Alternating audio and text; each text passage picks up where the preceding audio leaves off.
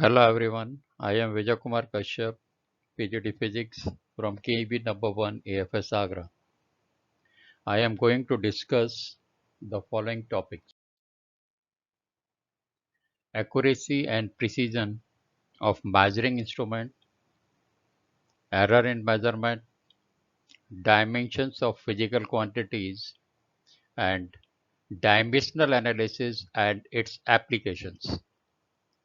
First of all, we have to start accuracy and precision. Accuracy represents the closeness of the measured value to the true value of that physical quantity. The accuracy in measurement depends upon different types of errors like personal error, instrumental errors, and errors due to external causes and random errors. Second one is precision. Precision represents the limit of resolution of the measuring instrument.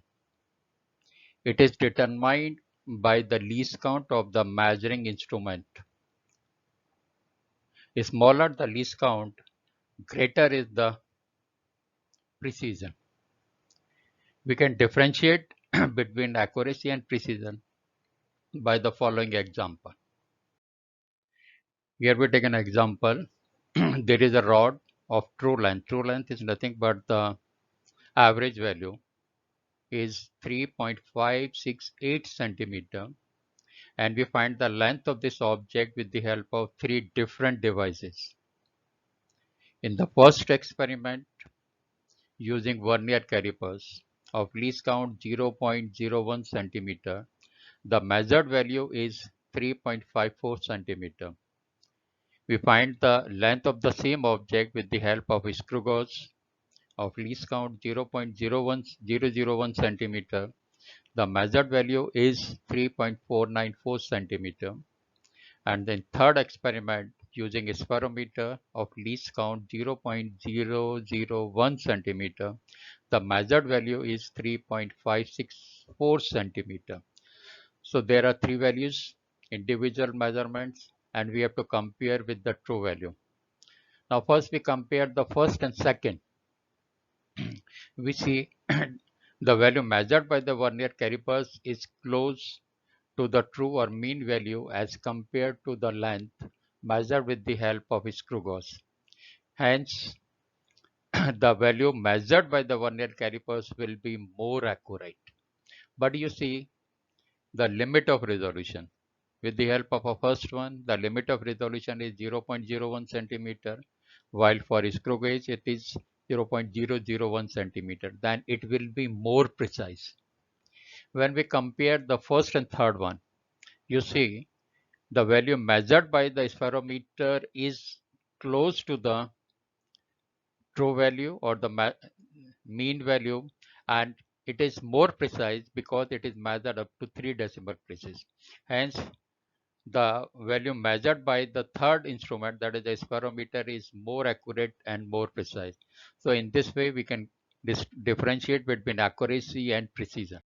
Now we have to start error. Error is nothing but the uncertainty in the measurement of a physical quantity. When we measure a physical quantity with the help of any device, suppose here we take an example of a meter scale. With the help of a meter scale, we can measure only up to 1 millimeter. If its value is less than 1 millimeter, then we cannot measure it. Then the value measured less than this one is error. That is called uncertainty. And it is measured as the difference between the true value and the measured value of the physical quantity. The error are of following types. Number one is systematic error. Number two, random error. And number three, gross errors. Systematic errors. Systematic errors occurs due to known causes and occur according to a definite pattern. Either it is positive or negative in all the readings. There are some sources of systematic errors. Number one, instrumental error, and that arises due to imperfect design, manufacture, calibration of the measuring instrument, and can be minimized by using more accurate instruments. Second one, imperfection in the experimental technical procedure. As you all know, personal errors. That error is due to inexperience of the observer, that may be a student or a teacher or any other one.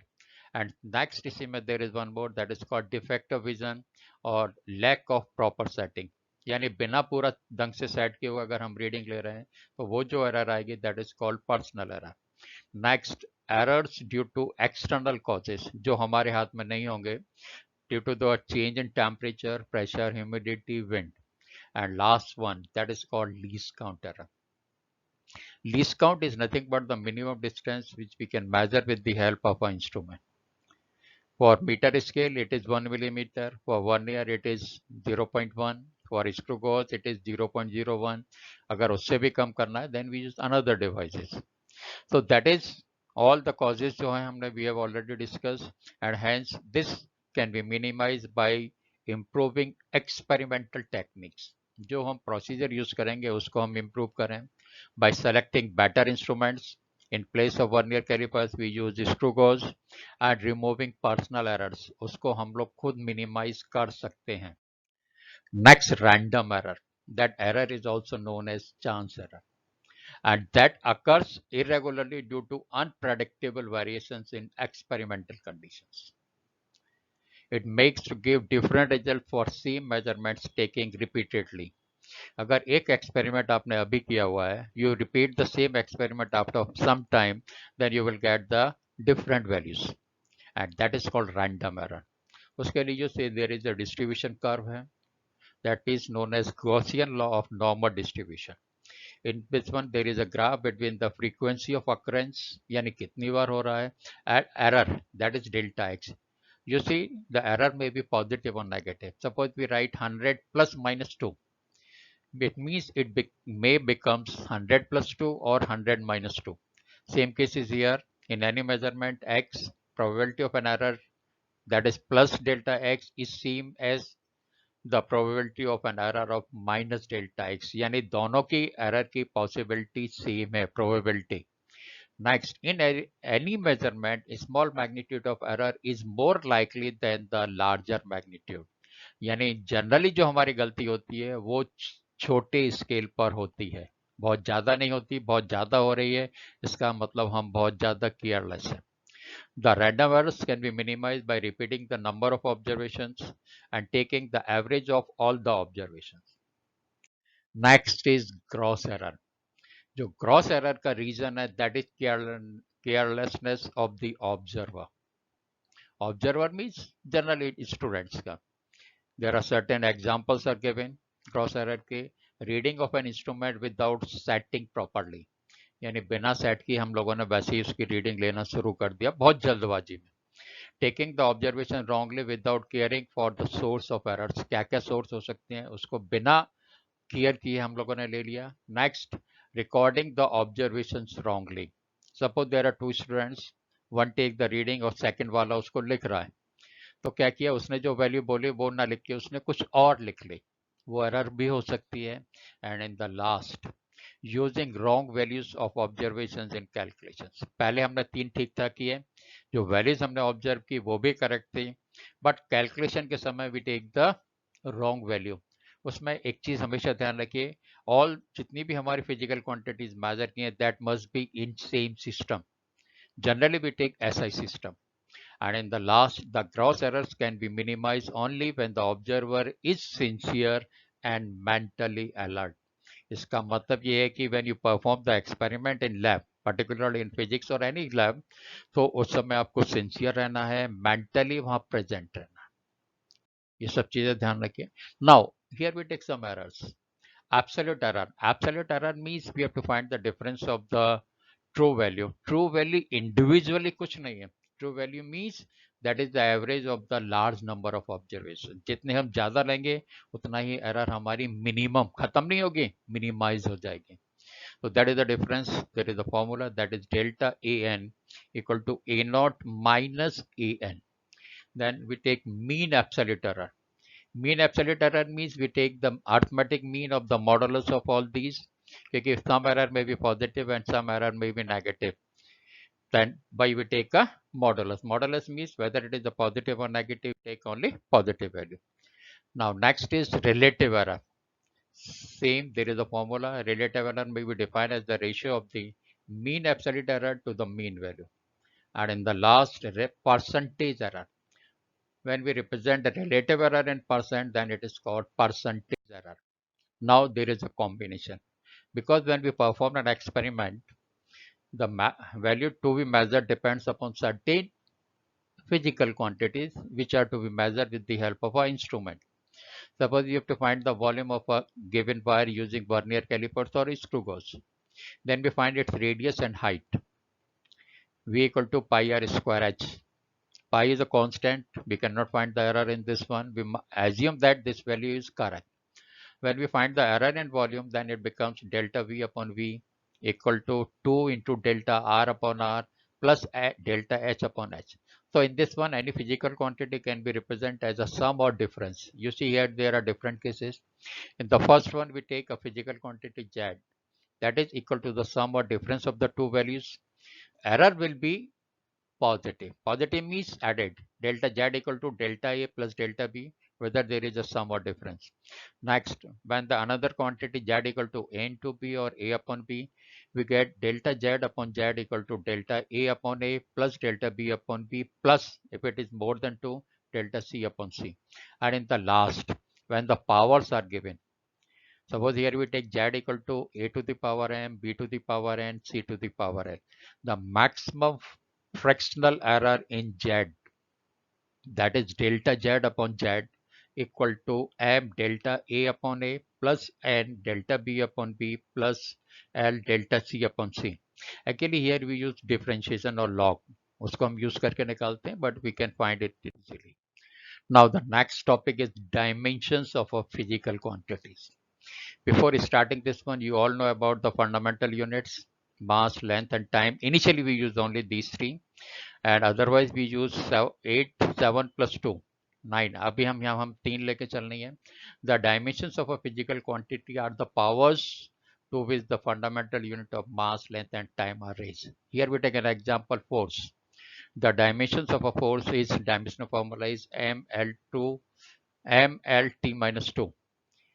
A1 मास की dimensions क्या हो गई 1, length की dimensions 1, time की क्या होगी -2. Now there is a difference between dimensional formula and dimensional equations. That is very easy. When we equate it, then it becomes an equation. Otherwise, it is called dimensional formula. Now the physical quantities are classified into 4 categories. Dimensional constant, capital G. Planck constant, its value is fixed, a constant, but possesses some dimensions.